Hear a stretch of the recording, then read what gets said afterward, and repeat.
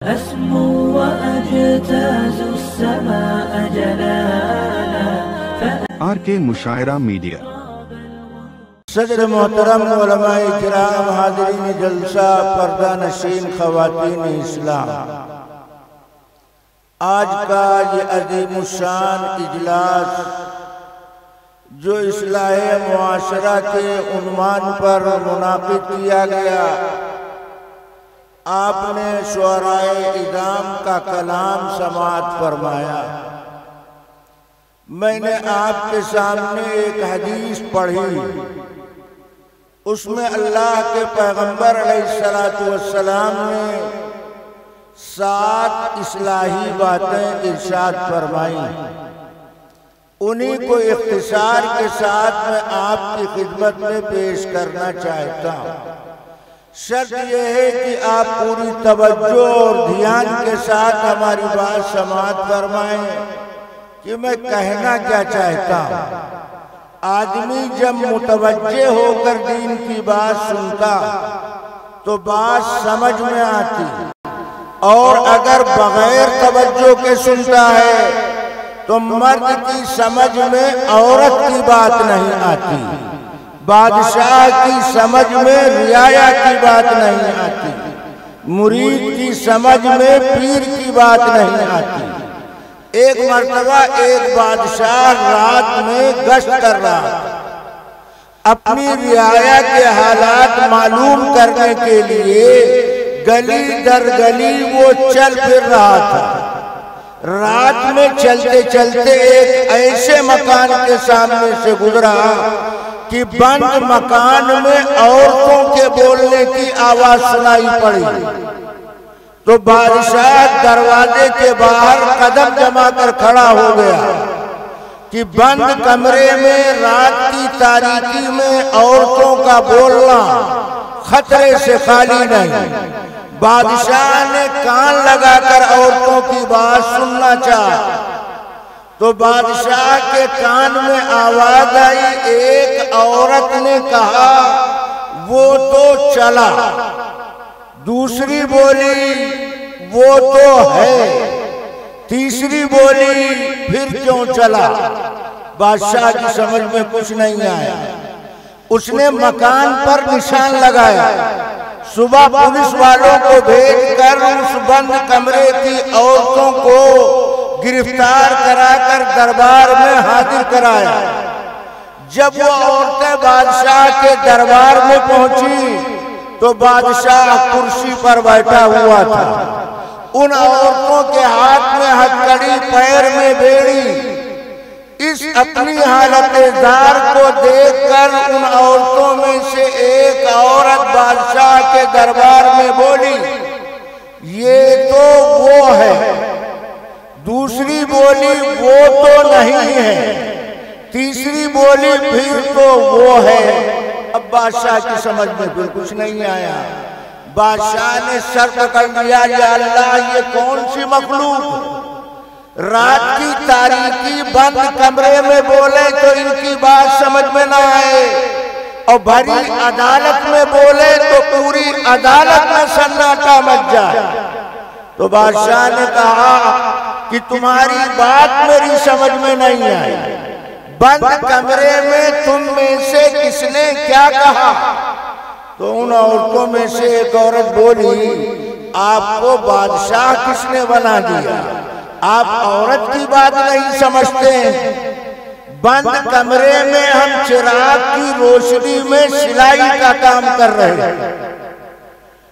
सिलाई के काम करते करते चिराग बुझने लगा तो हम में से एक ने कहा, वो चला, यानी चिराग बुझने लगा।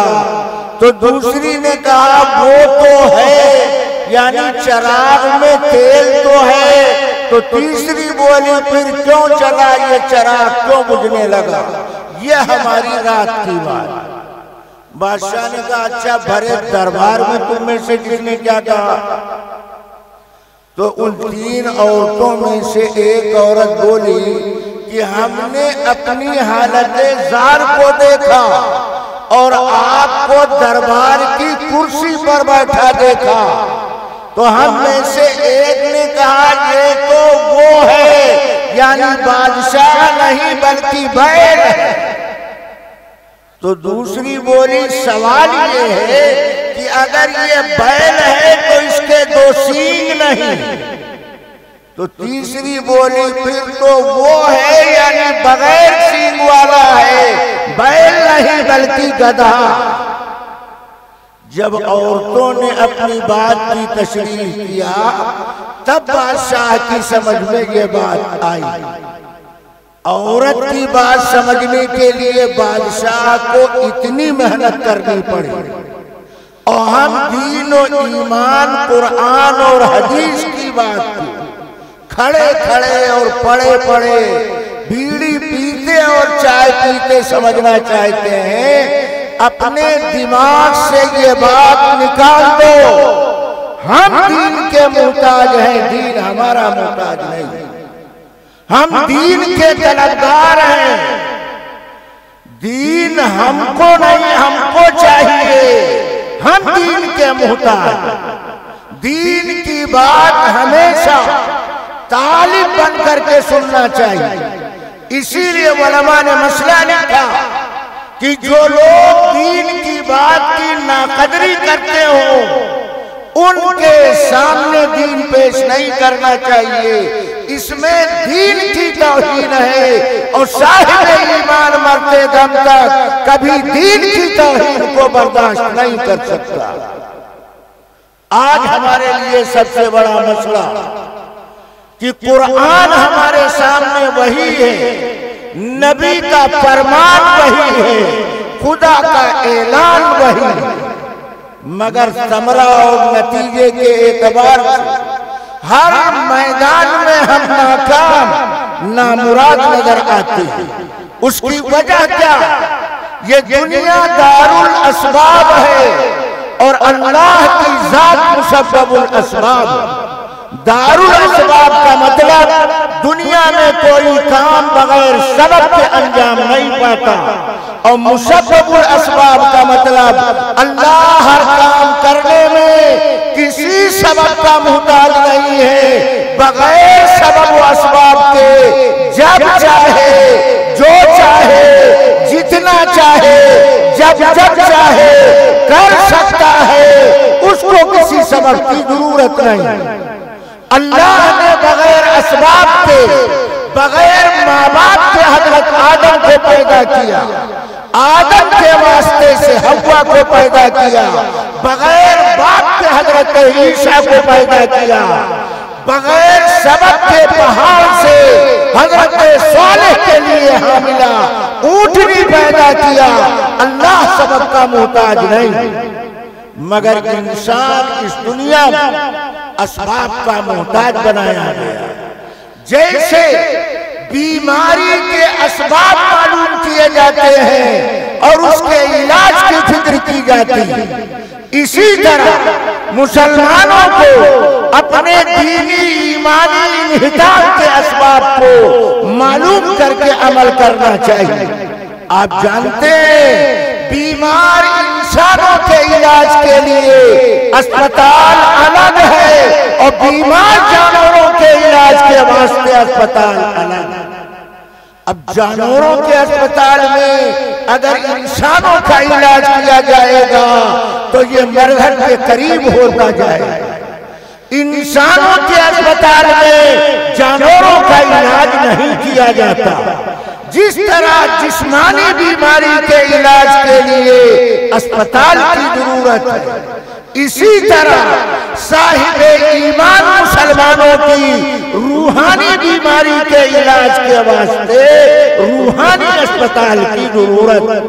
और रूहानी अस्पताल में नुस्खे कुरान और हदीस की रोशनी में लिखे जाते हैं।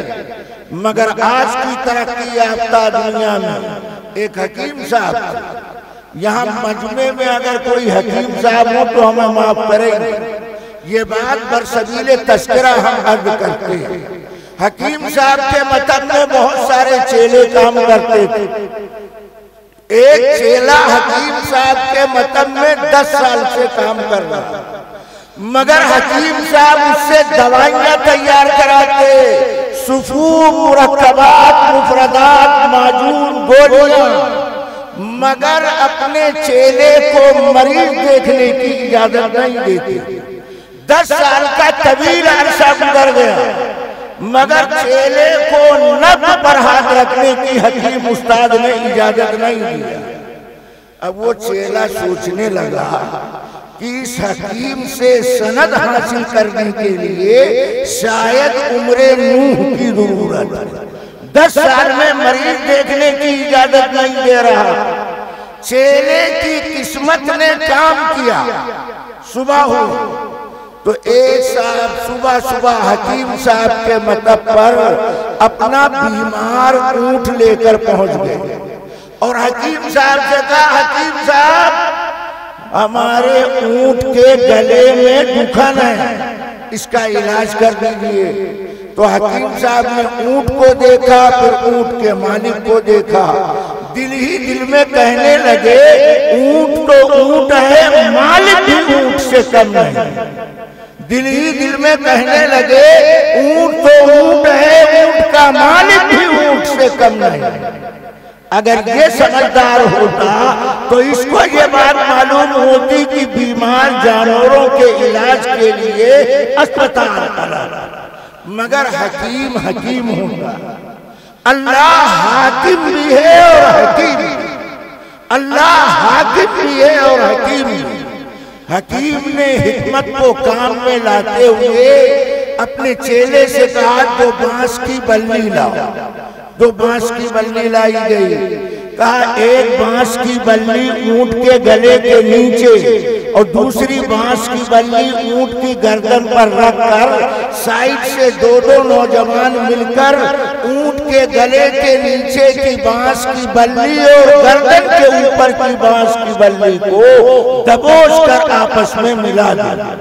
नौजवानों ने जब साइड से बांस की बल्ली को दबोच कर मिलाया तो ऊंट के गले में फंसा हुआ तरबूज पानी बनकर मैदे में उतर गया। ऊंट के गले की दुकान दूर हो गई।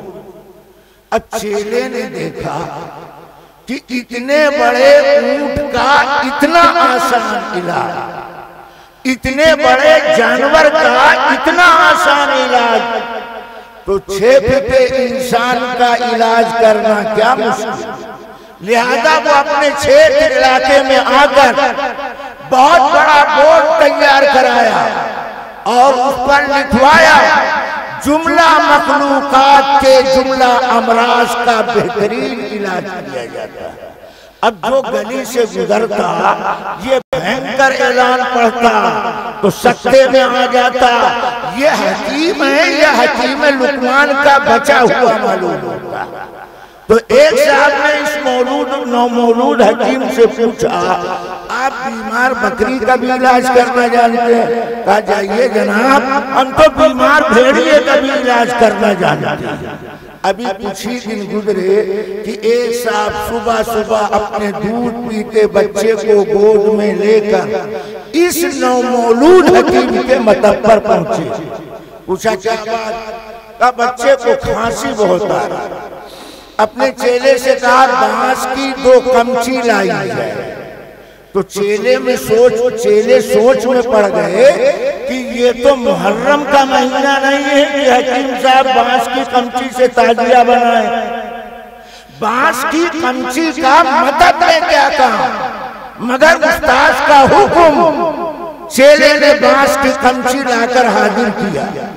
कहा, बांस की 1 कमची बच्चे के गले के नीचे लगाओ और दूसरी कमची गर्दन पर रखो और साइड से 2 नौजवान खड़े होकर इस बांस की कमची को दबोच कर आपस में मिला दो।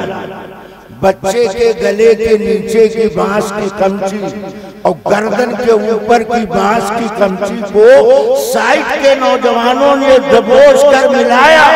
न मर्द रहा न मरीज रहा, बच्चा अल्लाह का प्यारा हो। उसका बाप बच्चे की मुर्दा लाश लेकर सामने पुलिस स्टेशन थाने में पहुंचा। दारोगा से कहने लगा, ये हकीम नहीं जल्लाद, ये तबीब नहीं कातिल, ये मुआलिम नहीं खूंखार, तो दारोगा भी सख्ते में आया, कहा केस बताओ, बात बताओ। उसने कहा हमारे बच्चे के गले का इलाज इस जालिम ने इस तौर पर किया। तो थानेदार ने हकीम साहब को तलब कर लिया। हकीम साहब से कहा बच्चों के गले का इलाज बांस की कमची से करते हो? तो इस नौमौलूद हकीम ने कहा दारोगा साहब दफा लिखने से पहले पहले सफाई का मौका दीजिए, कहो क्या कहते हो? तो ये नौमौलूद हकीम बोला अगर इस तरह गले का इलाज करना जुर्म है तो हमसे बड़ा हमारा उस्ताद। तो दारोगा भी सोचने लगा ये तो बहुत बड़ा जरगा काम कर रहा। का क्या मतलब? का हमारे उस्ताद ने ऊंट के गले का इलाज इस तरह किया, लिहाजा गला गला बराबर, दर्द दर्द बराबर, इलाज का तरीका यकसा इख्तियार किया जाएगा। तो दारोगा ने कहा सबसे पहले तेरे खोपड़े का इलाज किया जाएगा। बीमार जानवरों के इलाज के लिए अस्पताल अलग और बीमार इंसानों के इलाज के लिए अस्पताल अलग।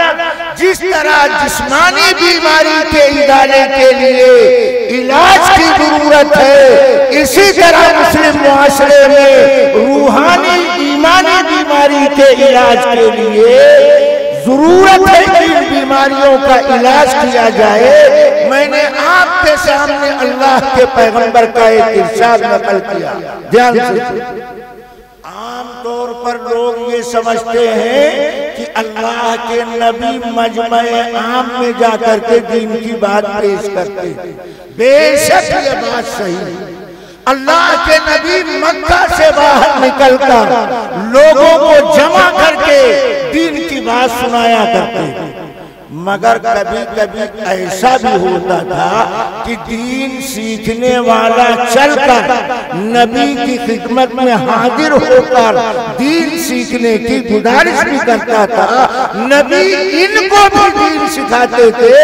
नबी के दीन सिखाने का एक तरीका ये भी, हजरत अबू ज़र ग़िफ़ारी कहते हैं मैं नबी के पास आया और मैंने अल्लाह के नबी की खिदमत में गुजारिश किया कि अल्लाह के नबी हमें दीन की बात बताइए, जैसे आप अपने घर से चलकर यहाँ आए हैं ताकि हमको दीन की बात मालूम हो जाए। अबू ज़र ग़िफ़ारी ने नबी से दरख्वास्त किया अल्लाह के पैगंबर हमें दीन की बात बताई। तो अल्लाह के नबी ने पहली बात बताई, ध्यान दीजिए क्या फरमाया, उसी का भी तक़वल्लाह अज़्ज़ा वजल फ़इन्नहु अजयनु लिअम्रिका कुल्ल। ऐ अबू ज़र मैं तुम्हें हराम चीजों से बचने की तलकीन करता हूँ, मैं तुम्हें हराम बातों से रुकने की ताकीद करता हूँ। नबी ने ये नहीं कहा नमाज पढ़ो रोजा रखो, बल्कि पहली बात बताई कि अल्लाह का डर अपने दिल के अंदर पैदा कर। जिस दिल में अल्लाह का डर होगा वो गुनाह करने से कतराएगा, घबराएगा। गुनाह का इर्तिकाब वही आदमी करता है जिसके दिल में अल्लाह का डर नहीं होता। अल्लाह का डर इंसान को नाफरमानी से रोकता, का हराम चीजों से बचने का एहतमाम करता।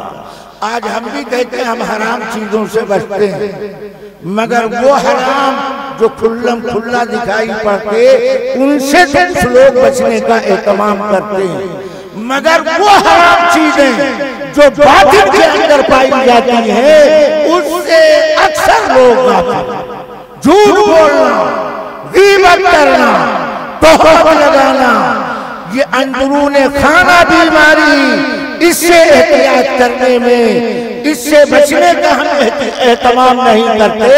फरमाया अल्लाह का डर अपने दिल में पैदा कर, तो हराम चीज से बचना तुम्हारे लिए आसान होगा।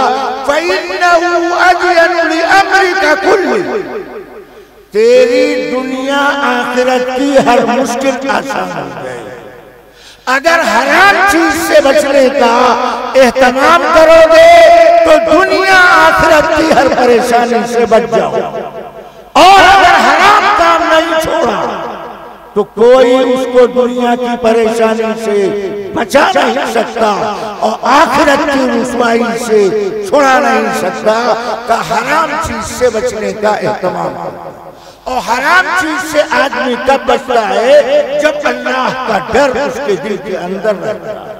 अल्लाह का डर अगर दिल में है तो रात की तारीकी में लड़की अपनी माँ से कहती है कि अमीरुल मोमिनीन उमर इब्ने खत्ताब की तरफ से दूध में पानी मिलाने पर पाबंदी। माँ कहती है अमीरुल मोमिनीन दारुल खिलाफा में सो रहे हो। लड़की ने कहा अम्मा जो उमर का रब है वही हमारा और तुम्हारा रब।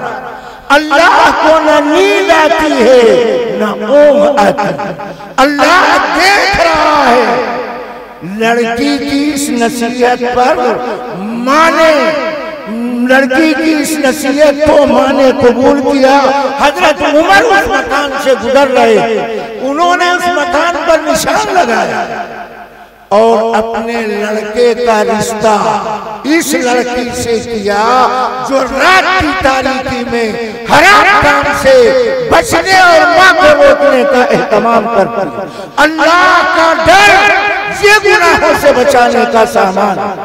जिस तरह दुनिया की इंतजामिया जाहिर तौर पर दुनियावी कानून के शिकंजे में नाफरमानी करने वालों को सजा देते, इसी तरह अल्लाह का डर ये ईमान वाले को गुनाह की चहारदीवारी में दाखिल होने से रोकता। ये अल्लाह का डर क्या चीज है? ये गुनाह क्या चीज है? अगर मैं आपसे पूछ लूं, अक्सर लोगों को मालूम नहीं गुनाह किसको कहते हैं। अगर मैं आपसे पूछूं तो आप कहेंगे झूठ बोलना, गाली देना। मियाँ ये गुनाह के आमाल। गुनाह किसको कहते हैं? गुनाह के माना है नाफरमानी करना। गुनाह के माना है नाफरमानी करना। और नाफरमानी का मतलब क्या है?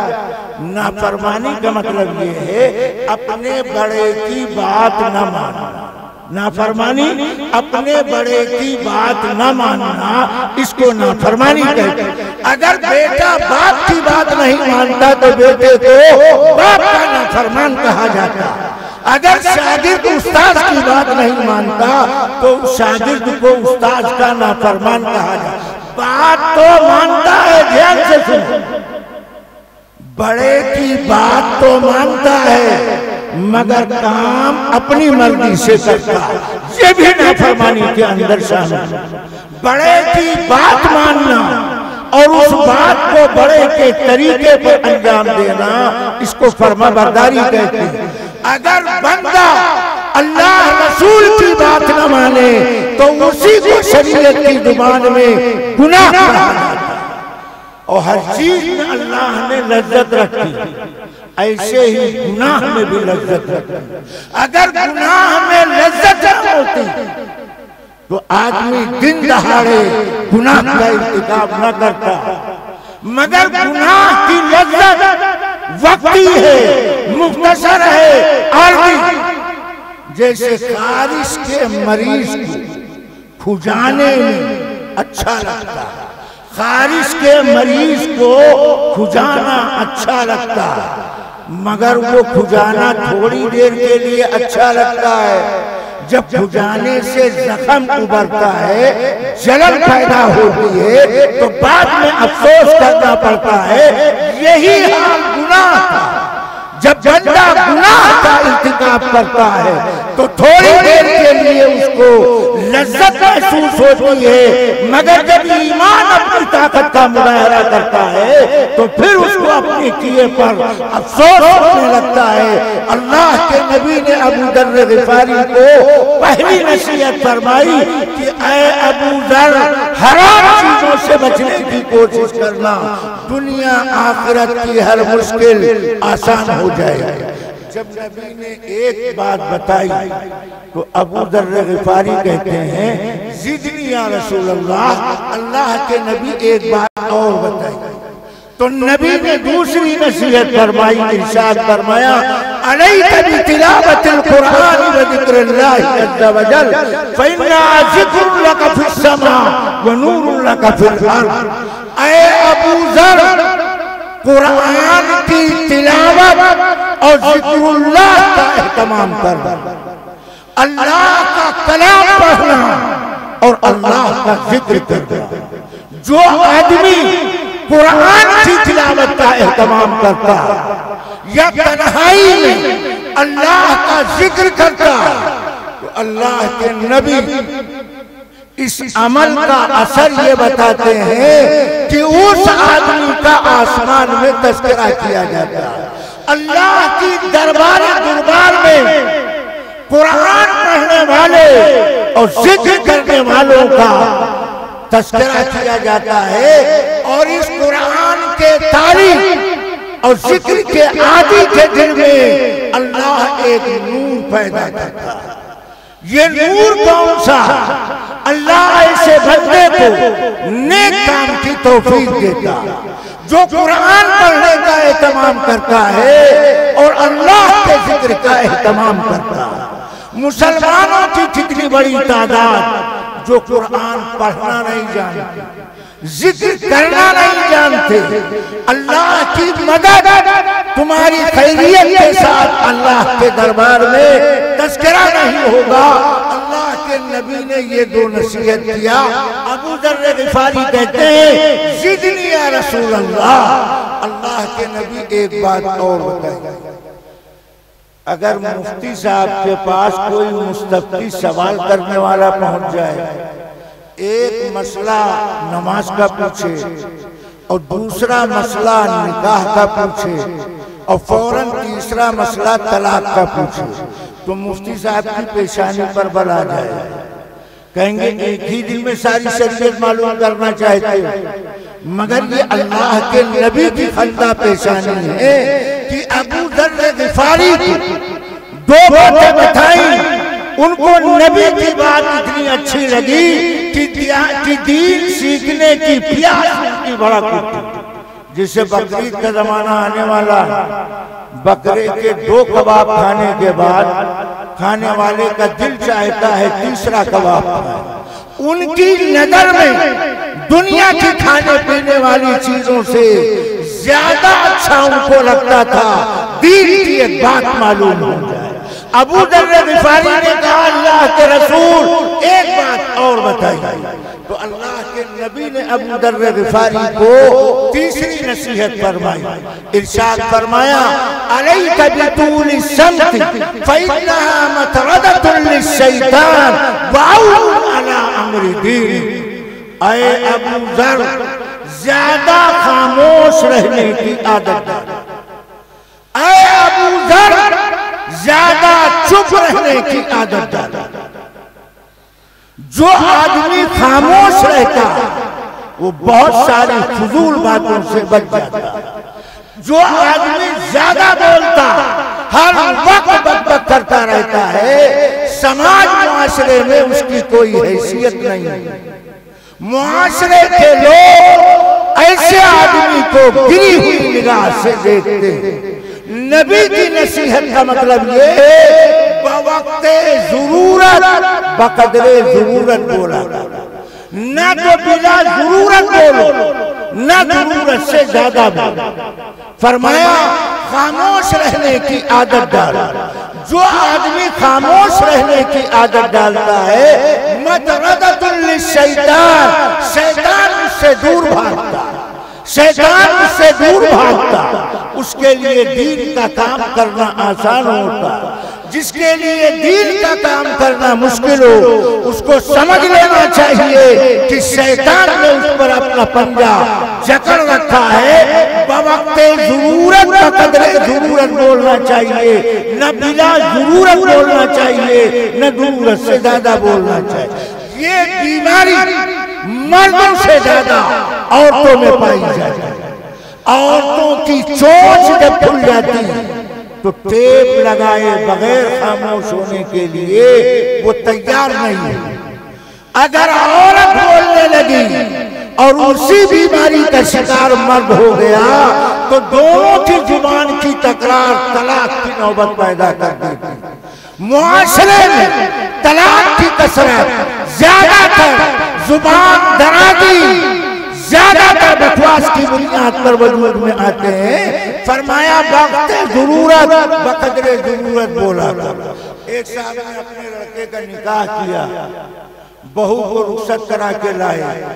3 दिन गुजर गए, बहू इस घर से उस घर में, इस कमरे से उस कमरे में आती जाती, मगर वो अपनी सास से बात नहीं करती। जब 3 दिन तक बहू नहीं बोली तो सास के दिल में वसवसा पैदा हुआ कि शायद बहू हमारी गूंगी। तो सास ने बहू से कहा, बिटिया तू बोलती नहीं। तो बिटिया बोली तो क्या बोली? कहा अम्मा ये बताओ, अगर मेरे शौहर का इंतकाल हो गया तो मेरा क्या होगा? तो सास ने सर पकड़ लिया, कहा कब वक्त तेरा जो होगा वो तो होगा, ये मेरा लड़का, मेरा रक्ते जिगर, मेरा नूरे नजर, मेरी बुढ़ापे का सहारा, अगर मेरा बेटा मर गया तो मेरा क्या होगा? इस बोलने से न बोलना अच्छा। इस बहू का ये बोलना, जिस बात की जरूरत नहीं है वो बात बोल उठी, ऐसा नहीं करना चाहिए, बल्कि बवक्ते जरूरत बकदरे जरूरत बोलना चाहिए। न तो बिना जरूरत बोलो, न जरूरत से ज्यादा बोलो। इस जुबान पर कंट्रोल करना चाहिए। बहुत सारे लोग कल जहन्नम में जबान के बेजा इस्तेमाल की वजह से औंधे में डाले जाएंगे जो अपनी जुबान पर कंट्रोल नहीं करते। वक्त मिले अल्लाह का जिक्र करो, दरूद शरीफ पढ़ो, इस्तग़फ़ार के कलिमात पढ़ो, अच्छी चीजें जिक्र करो, बुरी बातों के जिक्र करने से एहतियात करो। अबू ज़र ग़िफ़ारी कहते हैं, ज़िदनी या रसूल अल्लाह, अल्लाह के नबी एक बात और बताइए। 3 बातें मालूम हो जाने के बाद अबू ज़र ग़िफ़ारी कहते हैं, अल्लाह के नबी एक बात और बताइए। तो अल्लाह के नबी ने अबू ज़र ग़िफ़ारी को चौथी नसीहत फरमाई। आपने फरमाया, इय्याका बिकसरति ज़हर फ़इन्न कसरत ज़हर तुमीतुल क़ल्ब व यज़हबु नूरुल वजह। ऐ अबू ज़र, ज्यादा हंसने से बचना। ऐ अबू ज़र, ज्यादा हंसने से बचना, इसलिए कि ज्यादा हंसना ये चेहरे को बेनूर कर देता है और आदमी को जलील रुसवा कर देता है। जो आदमी ज्यादा हंसता उसका दिल मुर्दा हो जाता है, उसका चेहरा मुरझा जाता है, चेहरे से रोशनी नूर खत्म हो जाता। कहा ज्यादा हंसने से बचना। जरा ध्यान से सुनिए। बाद लोग हदीस का तर्जुमा पढ़ लेते हैं, मगर हदीस का सही मफहूम और हदीस का असली मिज़दाक न समझने की वजह से हदीस के मज़मून को गलत जगह इस्तेमाल करते रहते। मसलन नबी ने इस मौके पर जो छोटी नसीहत फरमाई वो ये फरमा रहे हैं कि ऐ अबू ज़र, ज्यादा हंसने से बचना। क्यों? इसलिए कि ज्यादा हंसना ये दिल को मुर्दा कर देता है और चेहरे को बेनूर कर देता है। इस हदीस का मतलब क्या निकला? ज्यादा हंसने से बचना चाहिए। कभी कभी हंसना भी चाहिए, ज्यादा हंसने से बचना चाहिए, कभी कभी हंसना भी चाहिए। अब इमाम साहब ने असर की नमाज पढ़ाई, अपने कमरे में जाकर मुतवल्ली से बेतकल्लुफ़ किसी बात को जिक्र करते हुए हंस पड़े। अब दूसरा मुक्तदी आया, इमाम की पीठ पर फतवा चिपका दिया कि हमारे इमाम को हंसने का सुन्नत तरीका मालूम। क्यों? इसलिए कि इमाम साहब जब हंसे तो इनके सामने के दांत दिखाई पड़ रहे। नबी के हंसने का तरीका, नबी के लबों पर मुस्कुराहट होती, नबी के हंसने का तरीका, नबी के लबों पर मुस्कुराहट की लकीरें हों। और इमाम साहब हंसे हैं, इनके सामने के सनाया दिखाई पड़ने लगे। हमारे इमाम को हंसने का सुन्नत तरीका मालूम। फतवा देना हर एक का काम नहीं, ये काम मुफ्ती का। अब हाजी साहब अगर फतवा देंगे, नमाजी साहब अगर फतवा देंगे, तो ऐसा हाजी अगर फतवा देगा तो हज का कबाड़ा हो जाएगा। ऐसा नमाजी अगर फतवा देगा तो वो नमाज बैठ जाएगा। एक हाजी साहब हज करके आए, लोगों ने उनसे पूछा, हाजी साहब मकाम इब्राहिम पर जाना हुआ था? कहने लगे, हाँ, ईसा के बाद इब्राहिम भाई रोजाना होटल में आकर मिला करते। वो मकाम इब्राहिम को इब्राहिम भाई समझकर आया। अब अगर ऐसे हाजी से हज का मसला मालूम करके अमल करोगे तो तुम्हारे हज का कबाड़ा हो जाएगा। और नमाजी साहब जो बगैर वजू के फर्ज नमाज पढ़ते, अगर इनसे नमाज का मसला मालूम करके अमल करोगे तो तुम्हारी खड़ी नमाज बैठ जाएगी। इसलिए मसला हमेशा मोतबर मुस्तनद इदारे के मुफ्ती से मालूम करना चाहिए।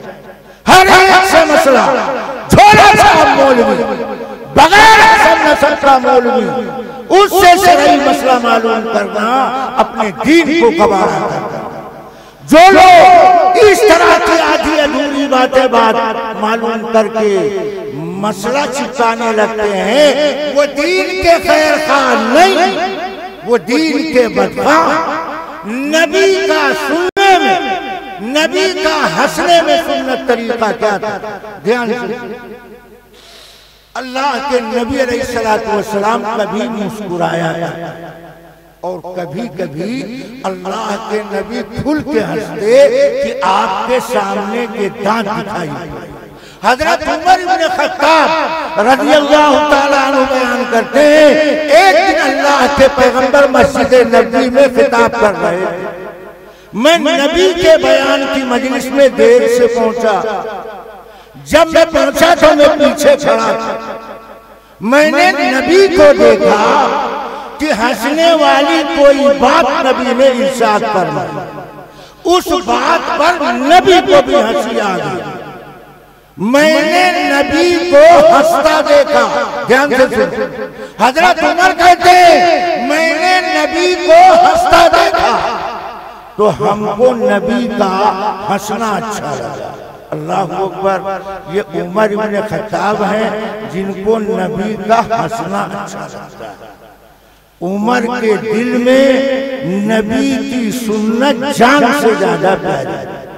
उमर को नबी का हंसना अच्छा लगा और इतना अच्छा लगा, इतना अच्छा लगा कि उमर उसी मजलिस में खड़े होकर अल्लाह के नबी को दुआ दे रहे हैं। और दुआ में हजरत उमर ने कहा, अल्लाह हुस्न का या रसूलल्लाह, ऐ अल्लाह के रसूल, अल्लाह आपको हंसता, अल्लाह आपको हंसता रखे।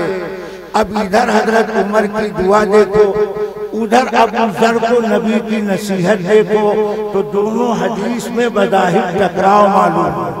नबी ज्यादा हंसने से मना कर रहे हैं और उमर नबी को दुआ दे रहे हैं, अल्लाह हुस्न का या रसूलल्लाह, ऐ अल्लाह के रसूल, अल्लाह आपको हंसता रखे।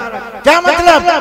ऐ अल्लाह के रसूल, अल्लाह आपको खुश खुर्रम रखे, अल्लाह आपको फरहा और सादा रखे। ये हजरत उमर दुआ दे रहे हैं। तो उमर की दुआ का कथन ये मतलब नहीं है कि नबी आप ज्यादा हंसते रहिए, बल्कि उमर की दुआ का मतलब है अल्लाह आपको फरहा और सादा रखे।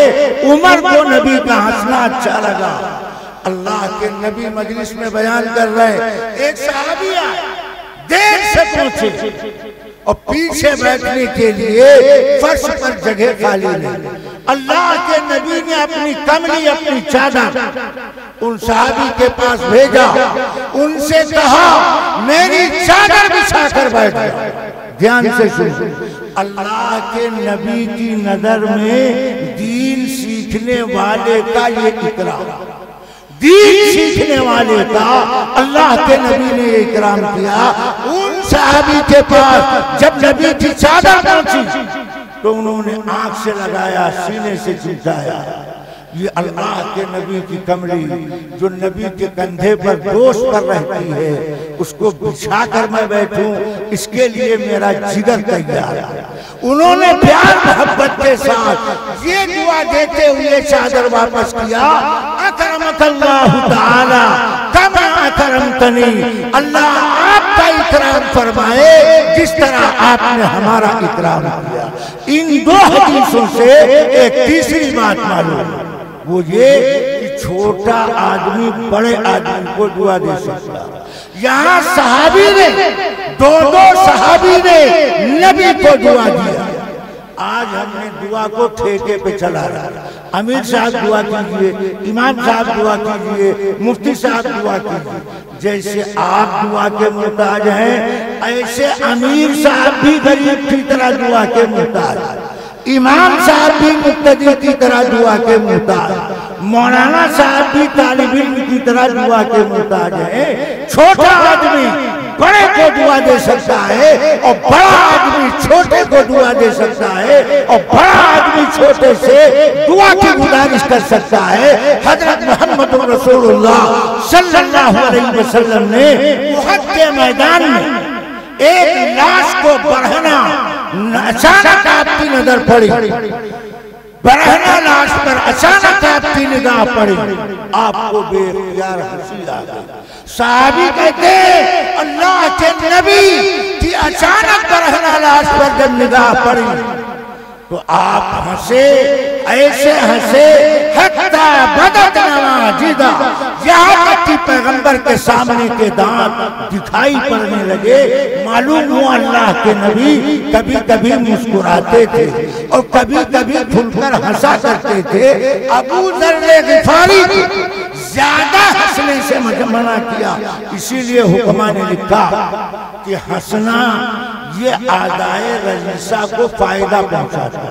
हंसने से इंसान के आदाए रईसा को ताकत मिलती है, इसलिए कभी कभी हंसना भी चाहिए। नबी ने अबू दर्र गिफारी को ज्यादा हंसने से मना किया। इन 4 नसीहतों के बाद अबू दर्र गिफारी कहते हैं जिदनी या रसूल अल्लाह, अल्लाह के नबी एक बात और बताइए। तो अल्लाह के नबी ने 5वीं नसीहत फरमाई, अबू दर्र गिफारी को 5वीं नसीहत फरमाई। इरशाद फरमाया ला तखफ फिल्लाहि लौमत लाइम, ऐ अबू दर अल्लाह रसूल का हुक्म बजा लाने में मलामत करने वालों की मलामत की परवाह न करना। आज जब मुसलमानों से कहा जाता है कि निकाह सुन्नत के मुताबिक, बाराती खुराफाती लानती जिनका शरीयत में कोई हक और किसी तरह का हिस्सा नहीं, अपनी निकाह की मजलिस को बारात की खुराफात से पाक करने की कोशिश करो। तो आज का बूढ़ा मुसलमान ये कहता है मौलाना समाज हमारे बारे में क्या ख्याल करेगा, समाज हमारे बारे में क्या राय कायम करेगा, अगर हम बारात लेकर न गए तो लोग हमें लानतान करेंगे। अल्लाह के नबी अबू दर्र गिफारी से कहते अल्लाह रसूल का हुक्म बजा लाने में मलामत करने वाले, ताना देने वालों की परवाह न कर। अगर लोग ताना दे रहे हैं तो इस ताने को बर्दाश्त करो कि हुक्म खुदा तरीके मुस्तफा छूटने न पाए। मगर आज हमारी नजर में नबी की सुन्नत की वो कदर अजमत नहीं है, इसलिए अपनी निकाह की मजलिस में रसूम और रिवाज, बिदअत और खुराफात को शामिल करने से हम रुकने के लिए तैयार हैं। मैं एक मिसाल देता हूँ, ध्यान से। अगर बारात में जाने वाले लोग जो शेरवानी पहनकर सुरमादानी खाली करके दूल्हे की गाड़ी पे जाके बैठते हैं, इनके पास जो बाराती के लिए कार्ड आया है उसमें लड़के का नाम, लड़के के बाप का नाम, उसका मोबाइल नंबर, घर का पता, लड़के की तरफ से गाड़ी सवारी मौजूद है, आप जाकर बैठ गए। आप इतने नंगे और भूखे तरस के काबिल हैं कि आपको अपनी गाड़ी में बिठाया और ले जाकर के लड़की के बाप के दरवाजे पर उतार दिया। आप इतने बेगैरत बेज़मीर कि लड़की के बाप के दस्तरखान पर बगैर उसकी दावत और बुलावे के हाथ धोकर बैठ जाते। लड़की के बाप ने गाड़ी भेजी, लड़की के बाप ने कार्ड भेजा, न गाड़ी लड़की के बाप का, न कार्ड लड़की की बाप की तरफ से। ये कार्ड भेजा लड़के ने, लड़के के बाप ने गाड़ी का इंतजाम लड़के के बाप ने किया और आप हाथ धोकर लड़की के बाप के दस्तरखान पर बैठे हो, जिसने आपको बुलाया नहीं, जिसने आपके लिए सवारी नहीं भेजी, एक खुराक खाने के लिए अपनी इज्जत और ज़मीर का सौदा कर बैठने। अल्लाह के नबी फरमाते हैं, ऐ अबू दर, अल्लाह रसूल का हुक्म बजा लाने में मलामत करने वालों की मलामत की परवाह न करना। जब अल्लाह के नबी के तरीके की अजमत दिल के अंदर पैदा होगी तो रस्मी रिवाजी चीजों को अपने पैर तले दबोचना रोकना हमारे लिए आसान हो सकता। मैं बतौर तहदीस नेमत ये बात कहता हूँ, आज तक मैंने किसी बारात में शिरकत नहीं किया। मेरी तरफ से शर्त रहती, मैं ऐसे निकाह में शिरकत नहीं करूंगा जिसमें हमको बाराती की हैसियत से मदऊ किया जाए। हमारी जिंदगी गुजर सकती है तो आपकी जिंदगी क्यों नहीं गुजर सकती? मुसलमानों कुछ पाने के लिए कुछ खोना पड़ता है, कुछ पाने के लिए कुछ खोना पड़ता।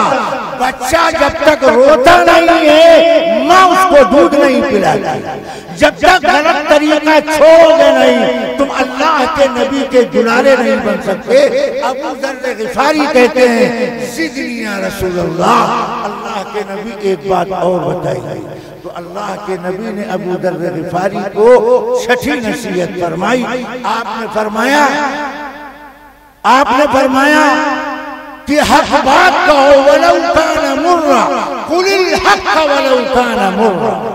ऐ अबू ज़र, हक बात कहो अगर से सुनने वालों को गरा मानो, सच बात कहो अगर से सुनने वालों को नाखुशगवार मानो। चेहरा देखकर मसला न बताया कर, अपनी तादाद बढ़ाने के लिए शरई मसला न छुपाया करो। हक बात डंके की चोट पर कहो, पर ऐलान करो। मगर सुनो ध्यान से, नौजवान वर्मा खास तौर पर सुने, हक बात कहने के लिए कहने का करीना सलीका तरीका हो। बात कहने का करीना सलीका तरीका होना चाहिए। मैं दावे से कहता हूं, इतना बड़ा मजमा, एक हक बात की मैं मिसाल देता हूं। इस मजमे में से किसी लाल में हिम्मत नहीं है कि वो सच्ची बात अपनी जुबान से कह दे। मसलन हर आदमी अपनी बीवी को बीवी, बेगम, मैडम, जौजा, जोरू बोलता। हर आदमी अपनी बीवी को बीवी, बेगम, मैडम, जौजा, शरीके हयात वगैरह वगैरह बोलता। ये सच्ची बात। रोजाना सुबह बाप अपने बेटों के सामने अपनी बेगम को कभी बेगम कह के इधर आओ, मैडम इधर आओ, शरीके हयात जरा सुन के जाओ। बाप बोला करता, लड़के सुनते रहते। एक दिन बाप सफर में चला गया। बड़े बेटे ने अपनी माँ को अम्मा न कह करके कहा, अब्बा की मैडम इधर आओ, अब्बा की बेगम इधर आओ। बात तो सच्ची है, गलत नहीं। ये अब्बा की मैडम भी है, बेगम भी है, शरीके हयात। मगर जैसे ही बेटे ने कहा अब्बा की मैडम इधर आओ, अगर गैरतमंद किस्म की माँ होगी तो चिमटा लेकर के दौड़ा जाए। वो कहेगी ये बात बोलने का तेरे बाप को, तेरा बाप ये बात कहने का मजाक है, तुझे ये बात कहने का पावर हासिल नहीं। बात अगरचे सच्ची है, बरहक है, मगर हर बात को हर आदमी को नहीं बोलना चाहिए। सच बात कहने के लिए करीना, तरीका, सलीका, हुनर होना चाहिए। अगर करीने से सच बात बोलेगा तो सख्त से सख्त बात को लोग कबूल करेंगे, और अगर बेहंगम बेढंगे तरीके पर सच बात को बोलेगा तो फायदे की जगह नुकसान हो सकता है। मिसाल के तौर पर आपने देखा होगा, आप गर्मी का जमाना, अरहर के खेत से अरहर काट ली गई, अरहर के खेत में तीतर बटेर आमतौर पर छुपे रहते हैं। शिकारी तीतर बटेर के शिकार करने के लिए सिर्फ जाल जमीन पर नहीं डालता, बल्कि जाल बिछाने के बाद जाल के अंदर दाना डालता है, फिर झाड़ी में छुप करके शिकार की बोली बोलता, तीतर की बोली, बटेर की बोली बोलता। अब झाड़ में छुपे हुए तीतर बटेर समझते हैं बिरादरी की तरफ से आज दावत आम का इंतजाम। वो झाड़ से निकलकर जाल के दाने को चुनने के लिए वो तीतर की आवाज सुनकर आते हैं। शिकारी जाल के तार को खींचता है, जो बाहर से सब अंदर आ रहा। सोचने की बात है, एक तीतर को फंसाने के लिए शिकारी को इतने जतन करने पड़ते हैं, तब तीतर जाल के अंदर आता है। इसी तरह हक बात को समझाने के लिए, बोलने और बताने के लिए हमारे अंदर करीना, सलीका, तरीका होना चाहिए। अगर तरीके से सच बात बोलोगे तो सख्त से सख्त बात को मुस्लिम समाज कबूल करेगा, और अगर कहने का तरीका, सलीका नहीं है तो आपकी बात से फायदे की जगह नुकसान पहुंच सकता है। इसलिए अल्लाह के पैगंबर ने अबू जर गिफारी को नसीहत करते हुए फरमाया कि अबू जर सच बात बोलो, वलौ काना मुर्रा, अगर के सुनने वालों को नाखुशगवार मालूम हो, गला मालूम हो, मगर बात सच्ची है तो डंके की चोट पर कहो। वलमाए रब्बानी हक्कानी ने हर दौर में सच्ची बात को दिन दहाड़े उजाले की तरह रात की तारीकी में पेश किया है, इसलिए कि उनको पेश करने का तरीका, सलीका मालूम है। अबू जर गिफारी कहते हैं, सिदनी या रसूल अल्लाह, अल्लाह के नबी एक बात और बताई, अल्लाह के नबी एक बात और बताई। अल्लाह के नबी ने अबू जर गिफारी को सातवीं नसीहत फरमाई। सातवीं नसीहत में अल्लाह के नबी ने फरमाया, लियुहजिदका अनिन्नास मा तालमु मिन नफ्सिक। ये अजीब गरीब नसीहत हर जवान बूढ़े, हर साहिब औलाद बे औलाद ध्यान से इस बात को सुनना चाहिए। क्या फरमाया? लियुहजिदका अनिन्नास मा तालमु मिन नफ्सिक। ऐ अबू जर, मा तालमु मिन नफ्सिक, अपने बारे में तुम्हें जो मालूम है, अपने बारे में तुम्हें जो मालूम है उसके इदाला इमाला की कोशिश करना।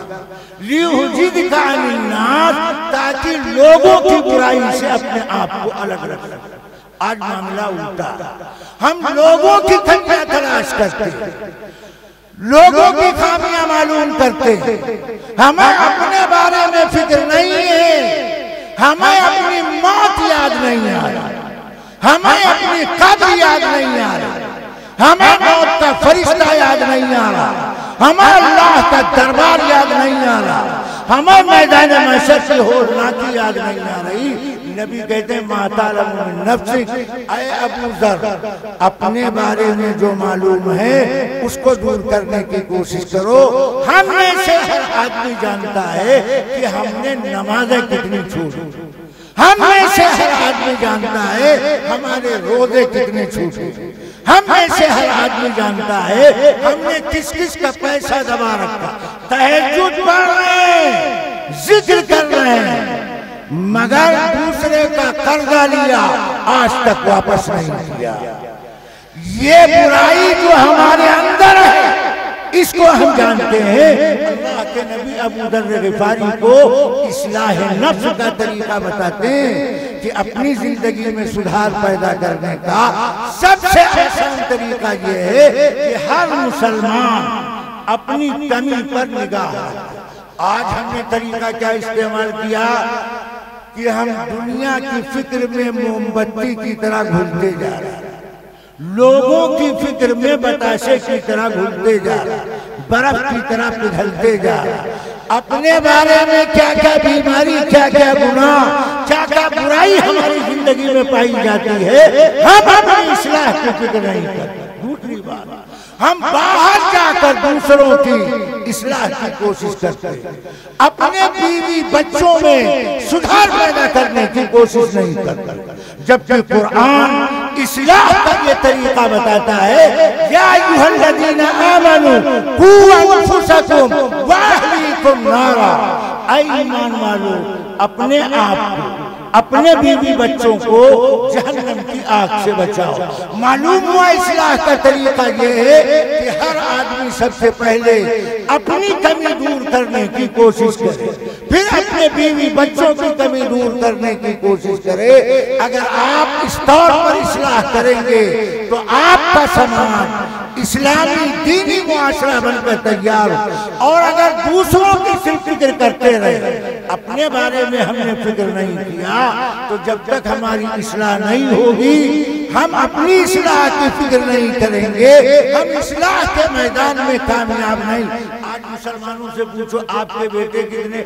मौलाना अल्लाह ने हमें 4 लड़का दिया, 3 लड़के तो हमारे सिर्फ डॉक्टर और 4था लड़का हमारा लंदन में इंजीनियर। अल्लाह की मेहरबानी से दुनिया दौलत बहुत, पर थोड़ी सी एक कमी। क्या कमी? लड़का हमारा बददीन दीन बेजार है। ये आज का मुसलमान कहता है थोड़ी सी कमी पैदा हुई कि हमारा लड़का डॉक्टर, इंजीनियर, मास्टर, पायलट तो है, मगर दीन बेजार भी हो चुका है, दीन की बातें उसे अच्छी नहीं लगती। ये थोड़ी सी बीमारी नहीं, ये तो ऐसा है जैसे मुर्दा लाश तेरे हाथ में है और उसके गले से जान निकल चुकी। मुसलमान की औलाद अगर उसके पास ईमान नहीं, अल्लाह का डर नहीं, तो वो मुर्दा लाश की तरह है। तुम्हारे पास धड़ा है और इस धड़े के अंदर जान बाकी नहीं है। नौजवान का मुर्तद होना, दीन बेदार होना ऐसा ही है जैसे उसने अपनी जिंदगी से सलाम कर लिया। ये फितना दिन ब दिन बढ़ता जा रहा है। इसलिए मुसलमानों, हर एक को अपने बारे में, अपने अहलो अयाल के बारे में पहले फिक्र करने की जरूरत है। उसके बाद दर्जा बदर्जा अपना इलाका, गांव, शहर, जिला, मुल्क, बैरून मुल्क, इस तरीके पर दीन की मेहनत होनी चाहिए। हमको सबसे पहले अपने बारे में फिक्र करना, तो इंशाअल्लाह ऐसा करेंगे। कौन कौन तैयार है? जरा हाथ उठा। अच्छा, इतने लोग अगर तैयार हो गए तो मैं समझता हूं आपके साथ मिल बैठना ये कामयाब और यही ईमान की अलामत। अगर ईमान दिल के अंदर है तो जब भी गुनाह करोगे बाद में पशेमानी, एहसास से गुनाह होगा, हमसे गलती हुई, हमको ये काम नहीं करना। अगर ये मादा दिल में पैदा हो रहा है तो गोया ईमान उसके पास है, वो ईमानी हरारत उसको जलाया करती है। अगर आपने इस फिक्र को अपना फिक्र बना लिया तो मैं समझता हूँ आपके दरमियान बात करना ये कामयाब है। मैं उन 7 बातों को रिपीट किए देता हूँ ताकि पूरी गुफ्तगू आपके जहन में ताज़ा हो जाए। ध्यान से, अल्लाह के नबी ने अबू दर्र गिफारी को पहली नसीहत फरमाई, ऐ अबू दर्र, हराम काम से बचने का एहतमाम करना, दुनिया आखिरत की हर मुश्किल आसान हो जाए। दूसरी नसीहत फरमाई, कुरान की तिलावत और जिक्रुल्लाह का एहतमाम करना, अल्लाह के दरबार में तुम्हारा जिक्र किया जाएगा, तुम्हारे दिल में अल्लाह एक नूर पैदा करेगा। और तीसरी नसीहत, अल्लाह के नबी ने फरमाया, ऐ अबू ज़र, ज्यादा खामोश रहने की आदत डालो। जो आदमी ज्यादा खामोश रहता है, शैतान उससे दूर भागता है, दीन का काम करने के लिए उसके लिए आसान होता है। और चौथी नसीहत में नबी ने फरमाया, ज्यादा हंसने से बचना, इसलिए कि ज्यादा हंसना ये दिल को मुर्दा कर देता है, चेहरे को बेनूर कर देता है। और पांचवी नसीहत में फरमाया, हक बात कहना, अगरचे सुनने वालों को नाखुशगवार मालूम। और छठी नसीहत में फरमाया कि अल्लाह रसूल की फरमा बरदारी करने में कभी खता न करना, अगरचे मलामत करने वाले तुम्हें मलामत करते रहे, ताना देते रहे। और सातवीं नसीहत में फरमाया कि जो कुछ तुम्हें अपने बारे में कमी मालूम है, पहले उसको दूर करने की कोशिश करना, ताकि दूसरों की बुराइयों से तुम अपने आप को बचा सको। अल्लाह ताला इन बातों पर अमल करने की तौफीक मरहमत फरमाए। प्रोग्राम चलेगा, आप लोग इसी तरह सुकून इत्मीनान के साथ तशरीफ फरमा रहे। व आखिर दावाना अल्हम्दुलिल्लाह।